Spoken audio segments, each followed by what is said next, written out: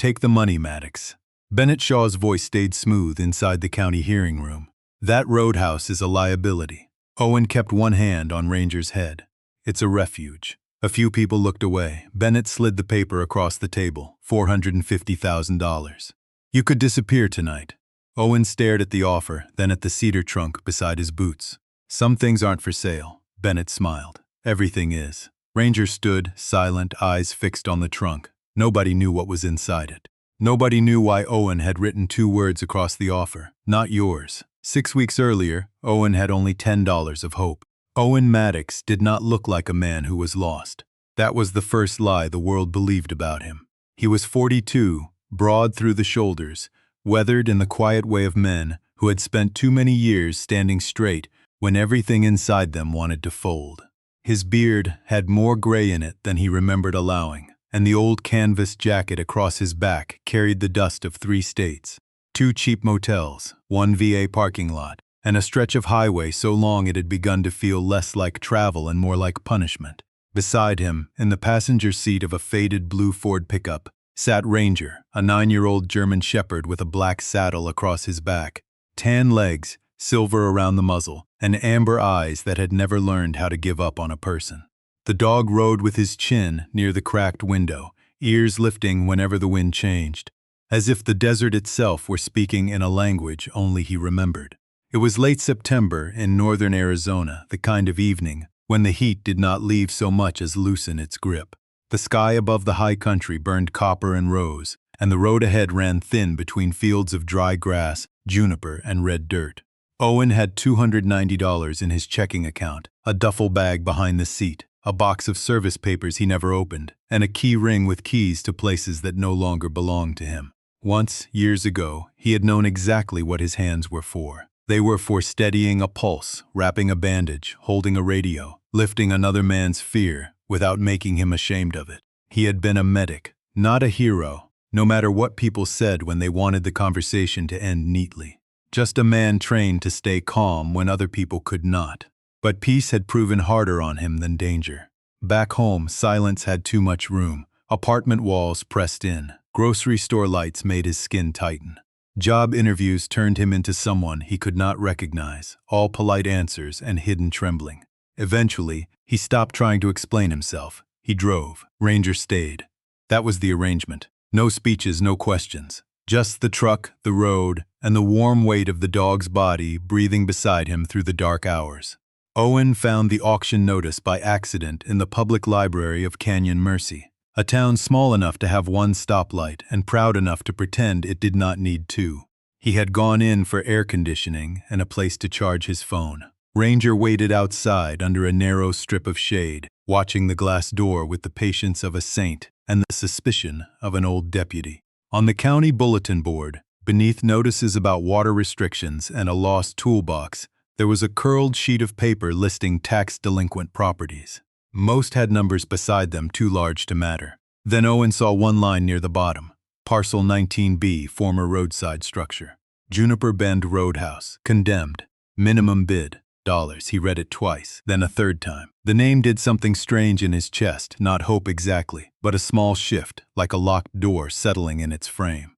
The next morning, he stood in a room that smelled of burnt coffee and copier paper, while local bidders flipped through folders and whispered about acreage. When Parcel 19B came up, no one raised a hand. A man in a straw hat chuckled and said, "Whoever bought that place ought to bring a match or a bulldozer." Owen looked down. Ranger was lying beside his boot, one paw pressed lightly against the toe, eyes lifted, not pleading, not pushing, just present. Owen raised his hand. The clerk blinked. $10, she said, as if giving him one last chance to become sensible. Owen nodded. The gavel fell with a sound far too small for what it had done. By sunset, he was standing in front of Juniper Bend Roadhouse with a deed folded in his jacket pocket and less than $240 left to his name. The building sat back from the road like it had been waiting without expecting anyone to come. Sandstone walls, a sagging porch, windows filmed with dust, a roof patched by weather and stubbornness. Above the front door, half hidden beneath faded paint, a wooden sign still held 5 words carved deep enough to survive the years. Rest here. Leave kinder. Ranger stepped out of the truck first. He did not bark. He walked to the porch, lowered his nose to the boards, then looked back at Owen as if the place had already told him something. Owen stood in the cooling desert light, one hand on the truck door, feeling the old ache behind his ribs stir and soften. The county had called it a liability. The bank had called it worthless. The town had called it dead. But as Ranger climbed the first porch step and waited, Owen had the uneasy feeling that this ruined old roadhouse was not empty at all. It was holding its breath. Owen slept in the truck that first night because the roadhouse did not yet trust him, and if he was honest, he did not trust it either. He parked beneath the leaning porch where the shade would fall in the morning, cracked both windows, and listened as the desert cooled around him. Out here, the night did not arrive gently. It dropped. One moment the red hills still held the day's heat, and the next the dark came down clean and wide, full of insects ticking in the grass and wind combing through the junipers. Ranger settled across the passenger seat with the practiced patience of an old working dog, his body curled tight but his ears awake. Owen envied that about him. Ranger could rest without surrendering. Owen had never learned how. At 42, he carried himself like a man assembled from useful parts. Hands that knew how to fix a fuel line, shoulders that knew how to bear weight, eyes that moved first to exits, roofs, corners, weather. Strangers usually guessed he had been military before he told them. They saw the haircut he no longer kept regulation short, the careful posture, the way he said yes mom to women older than him and sir to men who had done nothing to earn it. They did not see the rest. They did not see the mornings when he sat on the edge of a motel bed unable to stand because the day ahead felt too ordinary to survive. They did not see the phone calls he let ring because kindness on the other end was sometimes harder to bear than anger. They did not see the divorce papers folded in a glove compartment beneath an expired registration notice, or the letters from the veteran's office he kept meaning to answer when he became the sort of man who answered things. Owen had once been useful in a language the world understood. He had served as a field medic, a steady pair of hands in places where fear moved quickly, and dignity could disappear even faster if nobody protected it. He remembered faces more than events, voices more than dates, the small human requests people made when they were scared. Water, a blanket, someone to sit close, someone to say their name correctly. That was what stayed with him. Not glory, not speeches, just the fragile weight of being trusted by another person at the exact moment they had no strength left to pretend. Coming home should have been easier. People told him so in cheerful voices. But home had changed shape while he was gone, or maybe he had. He tried a job at a repair shop in Flagstaff, then warehouse work outside Tulsa, then night security at a medical building where the fluorescent lights hummed like bees trapped in glass. He was never fired dramatically. He simply drifted out of places, apologizing too much, leaving before anyone could ask what was wrong. Ranger came into his life 3 years after Owen stopped believing in rescue. The dog had been retired from search and rescue work, not broken, not useless, just older, slower, and too watchful for families who wanted an easy pet. At the adoption center, Ranger ignored 3 volunteers, 2 bowls of treats, and every cheerful command offered to him. Then Owen sat down on a bench without speaking, and the dog crossed the room, lowered himself beside Owen's boot, and leaned his whole tired body against his leg. That was it. No miracle music, no shining sign, just weight, warm, breathing weight. From then on, Ranger became the witness to Owen's unfinished life.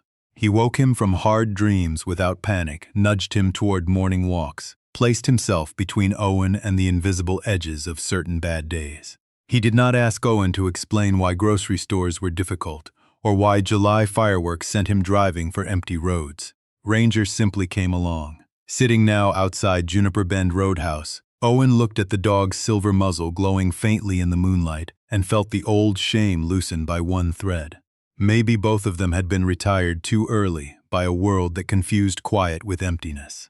Maybe this abandoned place, with its cracked windows and stubborn sign, understood that mistake better than anyone. Ranger lifted his head then, eyes fixed on the dark doorway. Owen followed his gaze. Nothing moved inside, yet the silence seemed less vacant than waiting. By morning, Juniper Bend Roadhouse looked worse and somehow kinder. Sunlight revealed what night had politely hidden. The porch sagged in the middle like an old back. One shutter hung by a single rusted hinge. The front windows were filmed with dust so thick the glass looked blind. Dry weeds had pushed up through cracks in the parking lot, and a family of lizards scattered when Ranger stepped down from the truck, offended by the sudden return of civilization. Owen stood with a gas station coffee cooling in his hand and studied the place the way a medic studies a patient who has been left too long but is not yet gone. The damage was everywhere, but so was the evidence of endurance. Sandstone walls, sunburned but solid, porch beams bowed, not broken.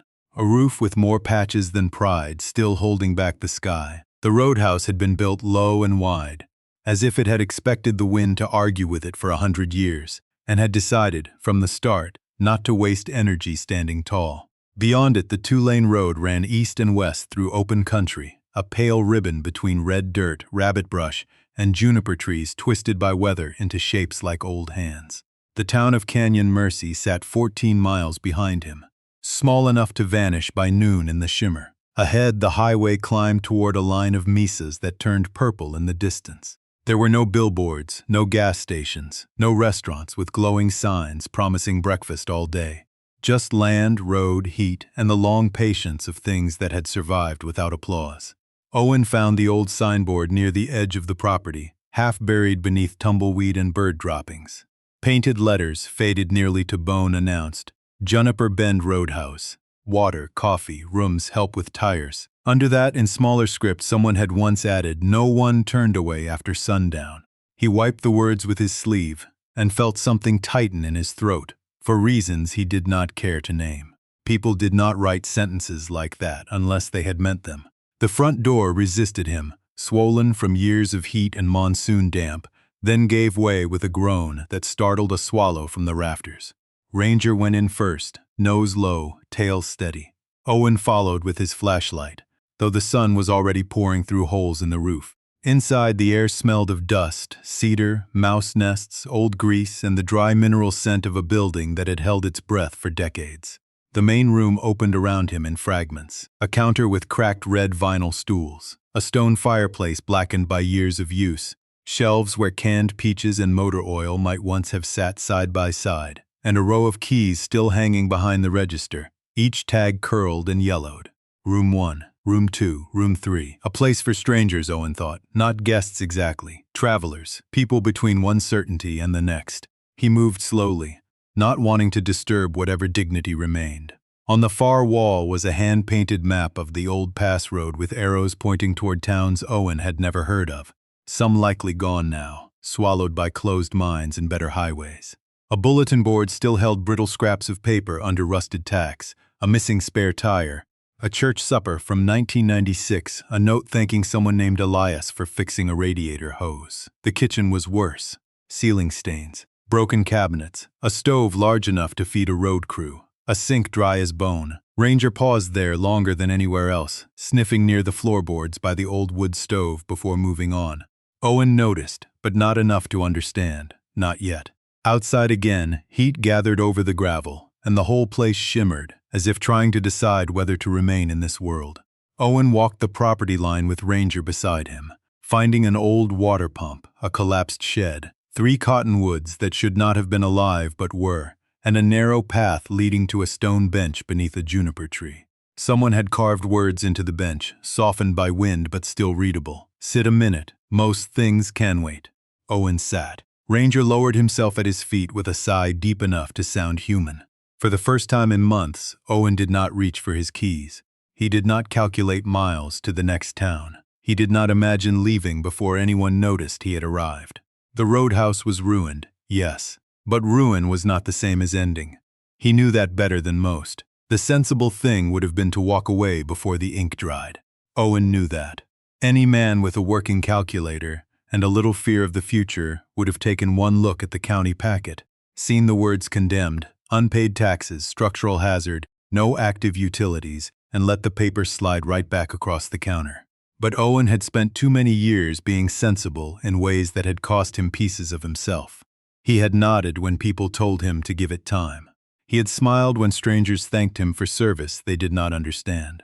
He had filled out forms asking him to reduce a life into boxes marked employed, unemployed, stable, unstable, dependent, independent, as if a person could be measured that cleanly. So when the clerk at the Canyon Mercy Records office adjusted her glasses and asked, "Mr. Maddox, are you sure you understand what you bought?" Owen almost laughed. Not because it was funny, because understanding had never saved him from anything. Ranger sat beside his chair, calm as a judge, watching dust drift through a blade of sunlight near the floor. The clerk's nameplate read Denise Harrow. She was in her late 50s, with careful hair, kind eyes, and the cautious patience of someone who had seen desperate people mistake bad property for a miracle. "There's no certificate of occupancy," she said gently. "You can't operate it as a business unless it passes inspection. There may be old liens. The well hasn't been tested in years. And honestly, the county expected demolition." She tapped the deed with one finger, not unkindly. $10 is the price. It is not the cost. Owen looked through the front window toward the street, where his pickup waited under a faded awning, and Ranger's reflection hovered ghost-like in the glass. Across the road, an old man in a white hat had paused outside the hardware store just long enough to stare, then shake his head. Word traveled fast in small towns, especially when foolishness gave it legs. "I'm not planning to open a resort," Owen said. Denise softened a little. "That's good, because nobody would sleep there unless they'd lost a bet. Maybe I just need somewhere to start." The sentence came out quieter than he meant it to. Denise heard it anyway. Her hands stopped moving. For a moment, the office sounds around them grew large. Printer humming, papers shifting, the small click of a clock above a map of the county. She looked at Owen then, not like a buyer, not like a problem, but like a person standing at the edge of something, without knowing whether it was a cliff or a doorway. "Then start small," she said, "and don't let pride keep you from asking for help." Owen signed where she pointed. His signature looked strange beneath the legal description, too permanent for a man who had become skilled at leaving. When she handed him the stamped copy, the deed felt lighter than a grocery receipt and heavier than every suitcase he had ever carried. Outside, the heat had lifted off the pavement in wavering sheets. Canyon Mercy moved around him at its slow desert pace, trucks turning wide at the stoplight, a woman watering geraniums in front of the pharmacy, two mechanics leaning in the shade of an open bay, their conversation pausing when Owen passed. Ranger walked at his left knee, unbothered by attention, his tags clicking softly like a metronome. At the diner, Owen bought one black coffee and a paper cup of ice water for Ranger. The waitress, whose badge said Luan, glanced at the deed folder tucked under his arm. "You're the man who bought Juniper Bend." It was not a question. Owen nodded. "That place has been empty since before my sister moved to Phoenix," she said. "Roof leaks, snakes in summer. Wind sings through it like a choir of bad memories." "Sounds charming." She gave him a look, then smiled despite herself. "You fixing it up?" Owen stirred coffee he had not sweetened. "I don't know yet." That answer seemed to disappoint and satisfy her at the same time. She leaned on the counter, lowering her voice. "My daddy used to stop there when Elias had it. Said you could pull in with no money and leave with a full canteen, a sandwich, and your pride still in your pocket." The name touched the air between them, Elias. Owen did not know then how much that name would come to matter. He only felt Ranger shift beside him, lifting his head as if he had heard a distant whistle. "What happened to him?" Owen asked. Luan's face changed, not with drama but with the tender discomfort people show when memory walks in uninvited. "He got old. The road changed.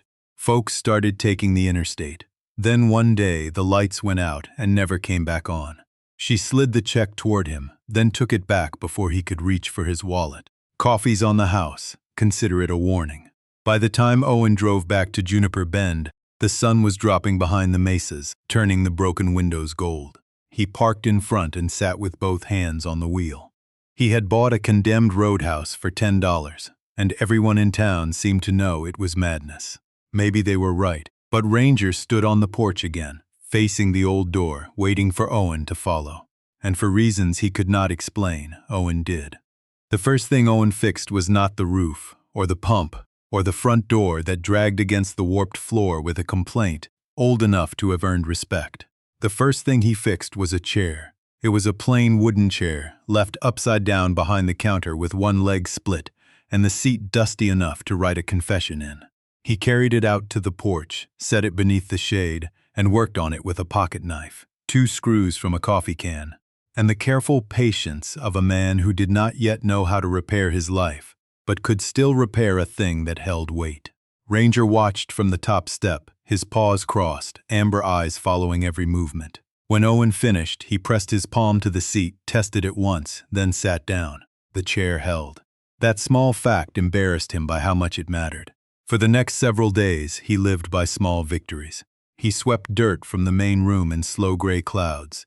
He pulled dead weeds from the parking lot until his hands smelled of dust and bitter roots. He boarded one broken window, then another. He found a length of hose in the collapsed shed and coaxed the old hand pump into giving up a mouthful of rusty water.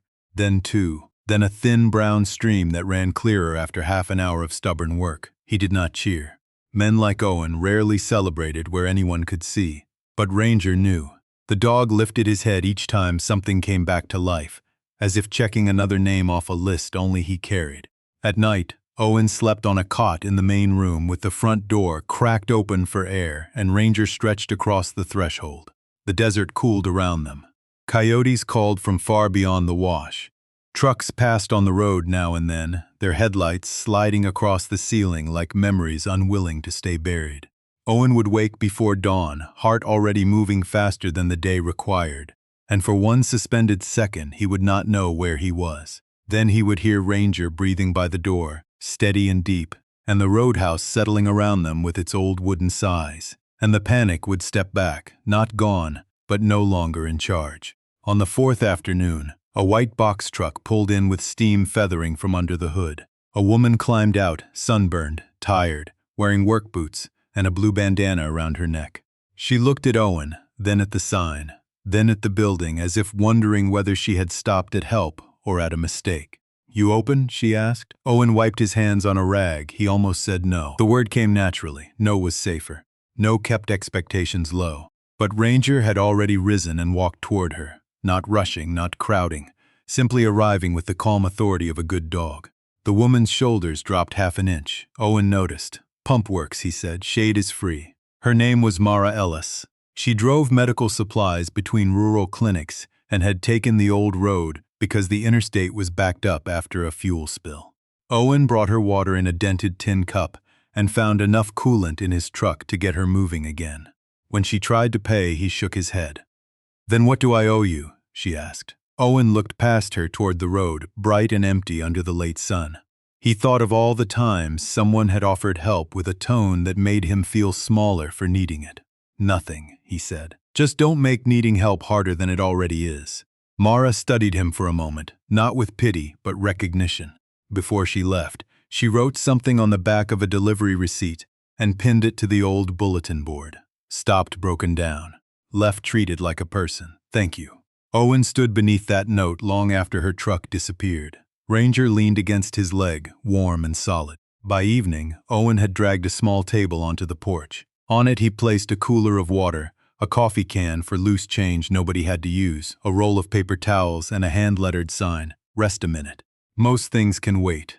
He stepped back, feeling foolish and strangely exposed, as if he had hung a piece of his own heart beside the door. The roadhouse still needed a roof, plumbing, wiring, permits, money, and more faith than Owen was sure he possessed. But when the sun slipped behind the mesas and the porch filled with amber light, the place no longer looked entirely abandoned. It looked wounded, yes, weathered, certainly, but not finished. And for the first time in a long while, neither did Owen. The night ranger found the trunk. The air smelled like rain that had not yet decided whether it would come. Clouds gathered over the mesas in slow purple towers, and the wind moved differently through Juniper Bend, slipping under the porch roof, lifting dust from the corners, touching old paper on the bulletin board with careful fingers. Owen had spent the day patching a leak above the main room with tar paper and a sheet of corrugated metal he bought cheap from the salvage yard. By sundown, his shoulders ached, his shirt clung to his back, and his hands were nicked in 3 places he did not remember earning. He made instant coffee on a camp stove, sat behind the counter, and listened to the building settle around him. There were evenings when the roadhouse seemed almost friendly now, not restored, not safe enough to trust fully, but less suspicious of him. A room could change that way. A man could too, though Owen was slower at it. Ranger lay near the kitchen doorway, chin on his paws, eyes half closed. The old dog had worked hard that week in his own quiet fashion, greeting the rare travelers who stopped for water, escorting Owen from task to task, waking him before bad dreams could drag him too far under. Owen watched the silver around Ranger's muzzle catch the lantern light and felt that familiar pinch of gratitude he never knew where to put. "You know," he said, voice low, "if this place ever turns into anything, they'll probably think I did it." Ranger opened one eye.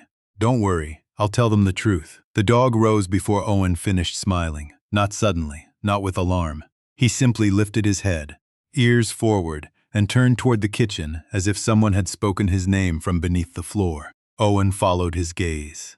The kitchen sat dark beyond the lantern's reach, all broken cabinets and pale squares where appliances had once stood. "What is it?" Ranger moved to the old wood stove in the corner, lowered his nose, and sniffed along the floorboards.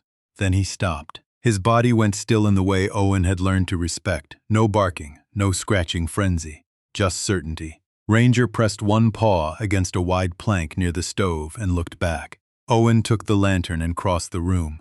"Mouse?" The dog did not move. Owen knelt, running his fingers over the boards. Most were warped by heat and years, but this one felt different. Not loose exactly, but placed, deliberate. He found a narrow seam at one end, half filled with dust. His pulse changed.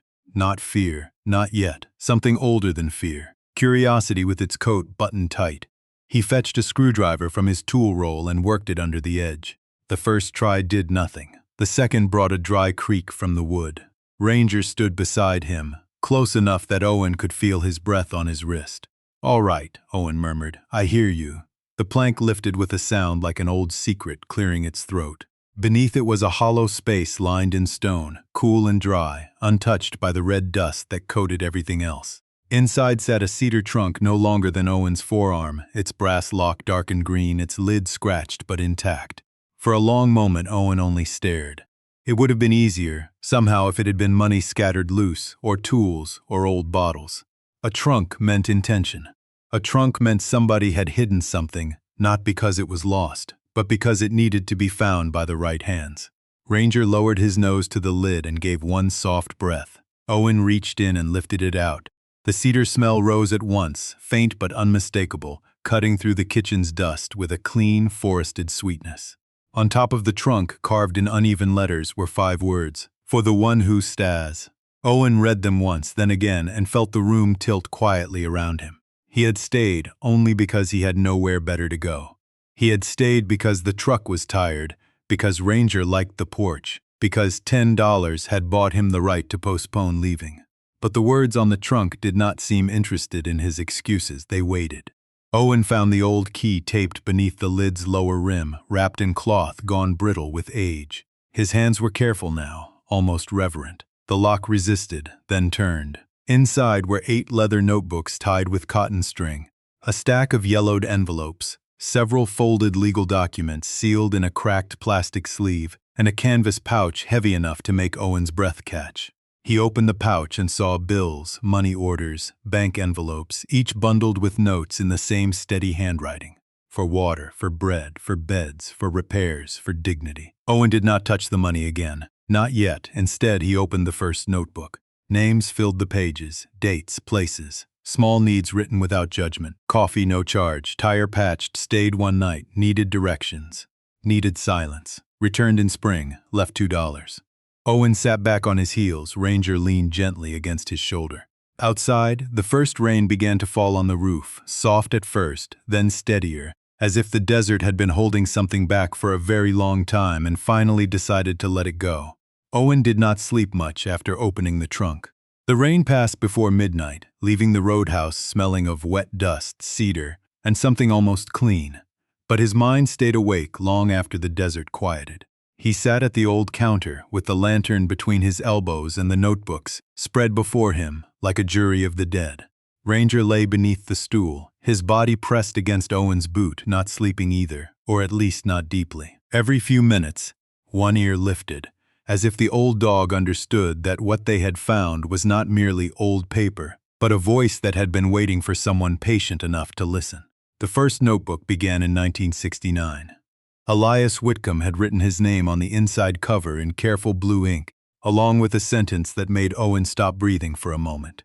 A man is not lower because he has to ask, and not higher because he is able to give. Owen read it twice, then rested his hand flat on the page. He had been on both sides of that sentence, and had not liked how either one felt when dignity was missing. Elias had not written like a businessman. There were no profit columns, no room rates, no long complaints about unpaid bills. He wrote like a keeper of weather, noting who came through, what they needed, and what small mercy had been possible that day. June 4, 1972, couple from Gallup radiator split, gave water, hose patch, coffee. Would not take payment, pride was tender. July 18, 1978, man slept in room 2, said nothing. Left before sunrise, folded blanket at foot of bed, good enough. March 9, 1984, gave directions, wet counter. Did not ask why. Sometimes why is a locked room. Owen felt those lines move through him with a strange, painful gentleness. Elias had understood something most people only pretended to know, that help could become harm if it made a person feel watched, measured, or reduced. In the second notebook, Owen found letters tucked between pages. Some were written on motel stationery, some on lined paper, one on the back of a grocery receipt. People thanked Elias for coffee, for a spare tire, for a clean shirt, for silence, for letting them sit without explaining themselves. No letter was grand. None used words like legacy. That was what made them feel true. The legal papers were harder. Owen read them once and understood almost nothing, then read them again with the slow suspicion of a man used to forms hiding traps. Near the middle, clipped to a notarized trust document, was a letter addressed simply, "To the one who stays." Owen unfolded it carefully. Elias Whitcomb's handwriting had grown shakier by then, but the words still stood upright. "If you found this, you did not tear Juniper Bend down before listening. That already tells me something about you. This place was never mine in the way men like to claim things. I paid taxes on it, patched its roof, swept its floor, and buried my wife's ashes beneath the East Cottonwood. But ownership is a smaller word than care. Roads change. People change faster. But there will always be someone between where they came from and where they hope to arrive, and that person deserves water, shade, and the courtesy of not being questioned like a suspect for needing either. The trust is not rich. It may not save the building. But if the law still has any manners left, it should give you the right to keep this place open as a public roadside refuge. Use what is in the pouch for repairs, water, bread, beds, and dignity, especially dignity. It is the first thing people lose when others decide they are a problem instead of a person." Owen lowered the letter. His eyes burned, though he did not cry. Not exactly. He looked down at Ranger, who had lifted his head, and was watching him with that steady, unreasonable faith dogs give when they have chosen someone completely. "He didn't leave treasure," Owen whispered. "He left a job." Ranger's tail moved once against the floor. Outside, dawn began to pale the windows, turning the broken glass silver. Owen gathered the notebooks and placed them back in the trunk, but he kept Elias's letter on the counter. By the time the sun rose over the mesas, Juniper Bend no longer felt like a cheap mistake or a temporary shelter. It felt like an inheritance, and not the kind a man could spend. The kind he had to become worthy of. Owen spent the next morning doing something he had not done in years. Making a list that did not feel like a sentence. Not appointments, not debts, not documents he had failed to mail, not repairs too expensive to attempt. This list was different. Written on the back of an old feed store receipt with Elias Whitcomb's letter open beside him, and Ranger asleep under the counter. Water, coffee, shade, first aid, phone charger, maps, dog bowl, clean towels, notebook. The words looked too small for the weight they carried, but Owen had learned that most good things began that way. A bandage was small. A cup of water was small. A chair pulled quietly into the shade was small. Yet there had been days when those small things had kept a person from falling completely through the world. He drove into Canyon Mercy with $40 folded in his pocket and came back with a cooler, a second-hand coffee urn from the church thrift shop, a stack of paper cups, a used extension cord, a road atlas 3 years out of date, and a blue ceramic bowl for Ranger that the woman at the thrift shop insisted on giving him for half price because, as she said, a gentleman that handsome shouldn't drink from a paint tray. Ranger accepted the compliment with grave dignity.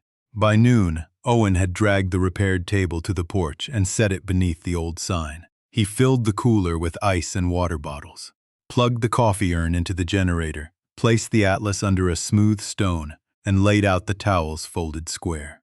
Then he opened one of Elias's blank ledgers and wrote on the first page, "Juniper Bend Roadhouse, open porch, take what you need, leave what you can. No explanation required." He stared at the last sentence for a long time. No explanation required. It sounded simple, almost too simple, but it was the hardest mercy he knew. People loved explanations because explanations gave them permission to decide who deserved kindness. Owen had seen it in offices, churches, diners, hospitals, parking lots. "What happened to you? Why are you here? Did you try hard enough? Are you really unable or just unwilling?" Questions could be useful, yes, but they could also become locks. So he took a piece of scrap wood, sanded it until the splinters softened, and painted 7 words in black. "No one has to earn water." He hung it by the cooler. Ranger sat beneath it, looking like he had been appointed director of operations. The first visitor came before sunset, an older man in a silver sedan who pulled in with a map folded wrong and frustration pressed tight around his mouth. He stepped onto the porch carefully, eyes moving from Owen to Ranger to the cooler, as if expecting a price to appear from behind the door. "You selling gas?" he asked. "No gas," Owen said, "but I've got water, coffee, and a map that lies less than most phones out here." The man almost smiled. Almost. He took water, drank half of it, and apologized 3 times for asking directions. Owen pointed him toward the pass and did not make him feel foolish for being lost. After he left, Ranger rested his chin on Owen's knee, and Owen felt the old building grow quieter in a good way. The second visitor was a highway maintenance worker who stopped for coffee and ended up tightening 2 porch bolts without being asked. The third was a traveling nurse named Keisha Grant, who sat in the shade for 12 minutes, said nothing for 11 of them, then wrote in the ledger, "I didn't need charity today. I needed not to feel invisible." Owen read the line after she left and had to step outside into the hard white sunlight because the room had suddenly become too full. That evening he added another sign beneath Elias' old words, "Rest here. Leave kinder." His own sign was smaller, rougher, but it belonged there. Help without respect is just another way to look down on someone. He worried it sounded preachy. Then he imagined Elias reading it, imagined the old man's steady hand closing the ledger, and decided to leave it. Days began to gather around the porch. Not crowds, never that. Just one person here, 2 there. A truck idling while its driver cooled down, a woman charging her phone, a ranch hand washing dust from his face at the pump. Some left coins in the coffee can. Some left notes. Some left nothing but a nod. And Owen began to understand that a nod could be payment enough when it came from someone whose pride had been handled gently. Ranger greeted them all with the same calm attention, never asking where they had failed, what they had lost, or why they had stopped. Owen tried to learn from him.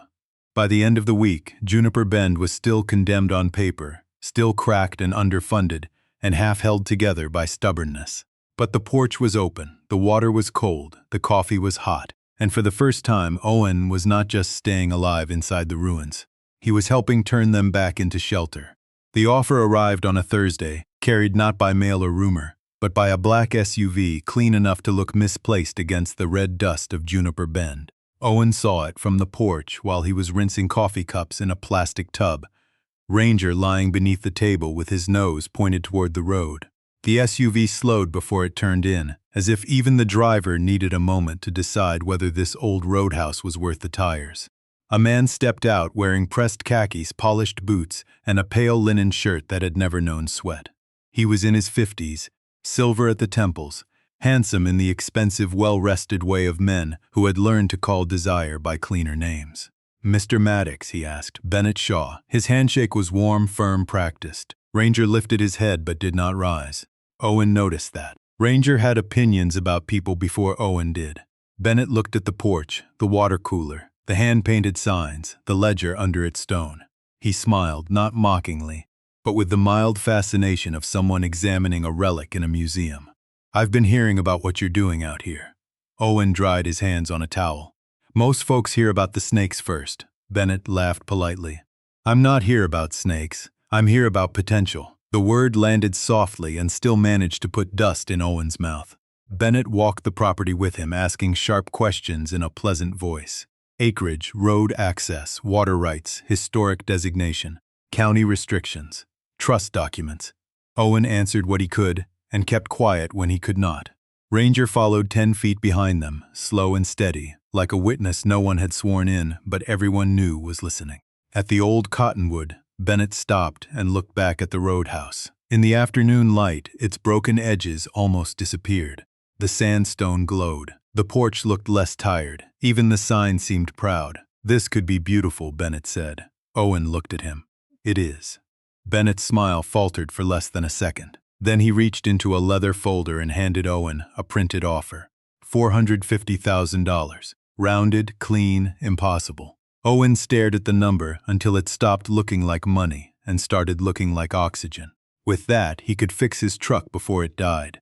He could get Ranger the full senior veterinary workup he kept postponing. He could rent a small house with a real bed and air conditioning that did not depend on a generator. He could stop counting every dollar twice before spending it once. Bennett let the silence do its work. "My group would preserve the character," he said. "A boutique desert retreat, 6 rooms, local stone, good jobs for the town, we'd honor the history." Owen looked toward the porch. The cooler lid was propped open, sunlight shining on the bottles inside. A trucker had left 2 quarters and a note that morning. "Coffee kept me awake. Kindness kept me human." "Would the water still be free?" Owen asked. Bennett blinked. "We'd have complimentary amenities for guests who pay. That's how hospitality works." Owen folded the offer once, slowly. He did not answer then. That night, after Bennett's SUV had vanished toward Canyon Mercy, Owen sat on the kitchen floor with Elias Whitcomb's notebooks around him and the offer beside the lantern. Ranger rested his muzzle across Owen's ankle. The building creaked in the cooling dark. Outside, wind moved through the junipers with a dry, papery sound. Owen wanted the money. That was the truth, and he refused to dress it up as nobility. Wanting relief did not make him selfish. Wanting an easier life did not make him weak. He was tired of being brave about broken things. He was tired of making coffee in a building the county still considered unsafe. He was tired of pretending that purpose paid for medicine, roofing nails, or gasoline. But then he opened the ledger to Keisha's line. "I didn't need charity today. I needed not to feel invisible." He opened another. Pride was tender. Another. Did not ask why. Sometimes why is a locked room. Owen pressed both hands over his face and breathed until the ache in his chest settled into something clearer. Ranger nudged the offer with his nose. Not hard, just enough to move it away from the notebooks. Owen gave a tired laugh that almost became something else. "You think you're subtle?" Ranger sighed and closed his eyes. By morning, Owen had written 2 words across Bennett Shaw's offer in black marker. "Not yours." He stood under the old sign as the sun rose, Ranger beside him. And for the first time since buying Juniper Bend, Owen understood the difference between owning a place and belonging to what it asked of you. The county hearing was held on a Monday morning in a room too cold for the desert and too small for the number of people who came. Owen arrived early wearing his cleanest shirt, the deed folder under one arm, Elias Whitcomb's notebooks in a cardboard produce box, and Ranger walking slowly at his left side as if this, too, was a kind of duty. He had expected 6 people, maybe 7 if Bennett Shaw brought an attorney. Instead, by 9 o'clock, the back rows were filled with faces Owen recognized from the porch. Mara Ellis with her delivery jacket folded across her lap. Keisha Grant still in her nurse's scrubs, a highway worker named Tomas, who had once fixed the loose railing without telling anyone. Luan from the diner, Denise Harrow from county records, and a few older residents who looked at the box of notebooks with the guarded tenderness people, save for things they thought the world had thrown away. Bennett was there too, seated near the front in a charcoal blazer, hands folded, expression unreadable but not unkind. The county board listened first to the legal language. There were references to parcels, restrictions, public use, tax status, historical roadside function, and the Juniper Bend Caretaker Trust, words so dry they seemed incapable of holding water, coffee, shade, or mercy. Owen answered questions as best he could. His voice stayed steady, though his palm rested more than once on Ranger's head beneath the table. Then one commissioner, a woman with silver hair and reading glasses on a chain, asked the question everyone had been circling. "Mr. Maddox, Why should this county recognize a condemned roadhouse as a public refuge instead of allowing private redevelopment? Owen looked at the notebooks. For a moment, all the old instincts rose in him. Keep it brief, keep it practical, do not need too much, do not show too much. Ranger leaned against his knee. Owen stood. Because people still get tired between places, he said. The room went quiet. He opened one of Elias's ledgers, but did not read long. A line here, a date there, water given, coffee poured, directions offered, silence respected. This place was never fancy, Owen said. It didn't save the world. It just gave people a minute to remember they were human. I think we need more places like that, not fewer. He sat before his voice could betray him. After that, others spoke. Mara told them about arriving overheated and ashamed to ask for help, and leaving with her truck running and her dignity intact. Keisha read the lines she had written in the new ledger, then folded the paper carefully as if it still hurt. Luan spoke of her father stopping at Juniper Bend when Elias was alive. How he used to say the coffee was terrible but the kindness was clean. Even Bennett rose near the end. Owen braced himself, but Bennett only buttoned his jacket and said, I came here to buy a property. I misunderstood what was for sale. He looked at Owen then, and at Ranger lying quietly beside his chair. Some places should not become exclusive just because they become valuable. The vote was not dramatic. Real mercy rarely arrives with music. The board approved provisional recognition of Juniper Bend Roadhouse as a community roadside refuge, tied to the caretaker trust, pending repairs and inspections. Owen did not cheer. He simply bowed his head, and Ranger, sensing the shift before anyone else, placed one paw on Owen's boot. 3 months later, the porch was still crooked, but stronger. The water pump had passed testing. The roof no longer leaked over the main room. A local carpenter had repaired the sign, preserving every scar in the wood. Rest here, leave kinder. Beneath it hung Owen's smaller sign. No one has to earn water.